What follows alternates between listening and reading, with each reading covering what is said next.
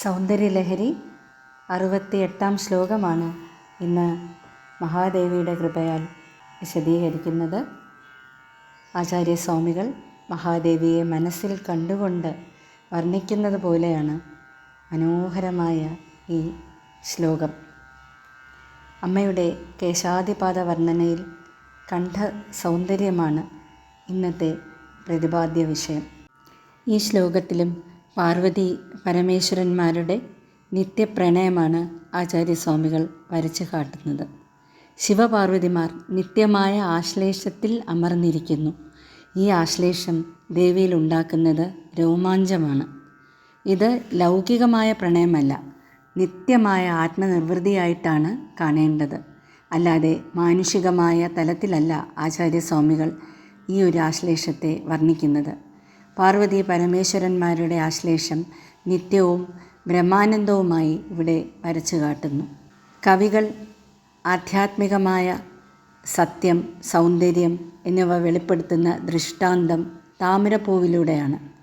താമരപ്പൂവിൻ്റെ സൗന്ദര്യം മാത്രമല്ല, മൃദുത്വം, സംശുദ്ധി, സുഗന്ധം ഇവയെല്ലാം കവികൾക്ക് പ്രചോദനം നൽകുന്നു. ഈ ശ്ലോകത്തിൽ അമ്മയുടെ മുഖം ഒരു താമരപ്പൂ പോലെ സങ്കല്പിച്ചിട്ട് ആ താമരപ്പൂവിൻ്റെ തണ്ടുകളെ അമ്മയുടെ കഴുത്തിനോട് ഉപമിച്ചിരിക്കുന്നു. അതുപോലെ അമ്മ അണിഞ്ഞിരിക്കുന്ന വെളുത്ത മുത്തുമാല താമര വലയം പോലെ ഇവിടെ സാദൃശ്യപ്പെടുത്തിയിരിക്കുകയാണ്. താമര വലയത്തിൻ്റെ അടിഭാഗം ചെളി പുരണ്ടിരിക്കുമല്ലോ, അതുപോലെ അമ്മ അണിഞ്ഞിരിക്കുന്ന ആ മണിമുത്തുമാല വെളുത്ത നിറമാണെങ്കിലും അമ്മ ദേഹത്ത് പുരട്ടിയിരിക്കുന്ന സുഗന്ധലേപനങ്ങൾ, കാരകില് പോലുള്ള സുഗന്ധ ലേപനങ്ങളാൽ ആ വെളുത്ത മണിമുത്തുമാല കുറച്ച് മങ്ങിയിരിക്കുന്നതായി ചിത്രീകരിച്ചിരിക്കുന്നു. അപ്പോൾ ഭഗവാന്റെ ആ നിത്യമായ ആശ്ലേഷം അമ്മയുടെ കണ്ഠത്തിൽ താമരപ്പൂവിൻ്റെ ഞെട്ടിൽ മുള്ളുപോലെയുള്ള കുറ്റിരോമങ്ങളുണ്ട്. അതുപോലെ അമ്മയ്ക്ക് ആ രോമാഞ്ചം കൊണ്ട് അമ്മയുടെ കഴുത്തിലും ആ ചെറിയ മുള്ളുകൾ പോലെ രോമങ്ങൾ എഴുന്നു നിൽക്കുന്നു അത്രേ. ഇവിടെ മഹാദേവനും ദേവിയും തമ്മിലുള്ള നിത്യമായ പ്രണയത്തെ, ആ ആശ്ലേഷണത്തിലെ പുളകാനുഭവത്തെ തത്വപരമായി ധ്യാനിക്കാൻ സാധകന് കവി അവസരം നൽകുകയാണ് ചെയ്യുന്നത്. 68-ാം ശ്ലോകം പാരായണം ചെയ്യാം.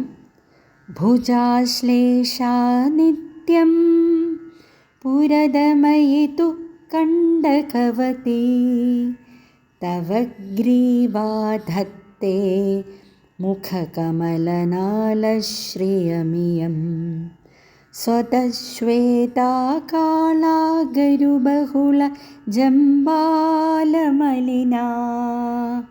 മൃണാളീലാലിത്യം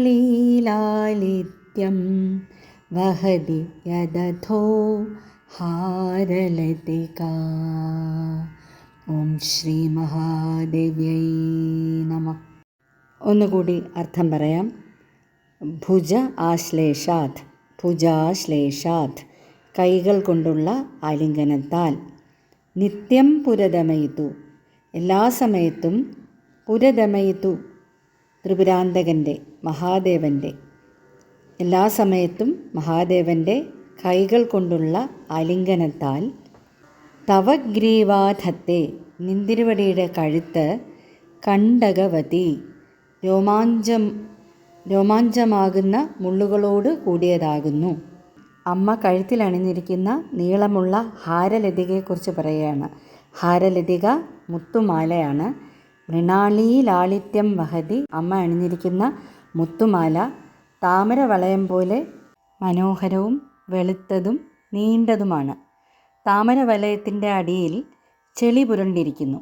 അതുപോലെ അമ്മയുടെ വെളുത്ത മണിമുത്തുമാലയിലും കാരകിൽ എന്ന സുഗന്ധദ്രവ്യം അധികമായി ലേപനം ചെയ്തിരിക്കുന്നതിനാൽ സ്വതവേ വെളുത്ത ഭംഗിയുള്ള ആ മണിമുത്തുമാല അല്പം നിറം മങ്ങിയതായി അനുഭവപ്പെടുന്നു. ജംബാലം എന്നാൽ അഴുക്ക്, ബഹുലം വർദ്ധിച്ചത്. ഈ ശ്ലോകം സമർപ്പിക്കുമ്പോൾ നൈവേദ്യമായി മധു, താമ്പൂലം ഇവയൊക്കെ നമുക്ക് സമർപ്പിക്കാം.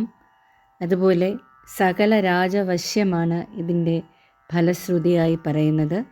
ഫലശ്രുതിക്കൊക്കെ അപ്പുറം മഹാദേവിയുടെ ആ കാരുണ്യത്തിനായി, അനുഗ്രഹത്തിനായി നമുക്ക് പരിപൂർണമായി സമർപ്പിക്കാം. ശ്രീമൂകാംബിക ദിവ്യചരണാരവിന്ദേ സർവം സമർപ്പണം ഭവതു.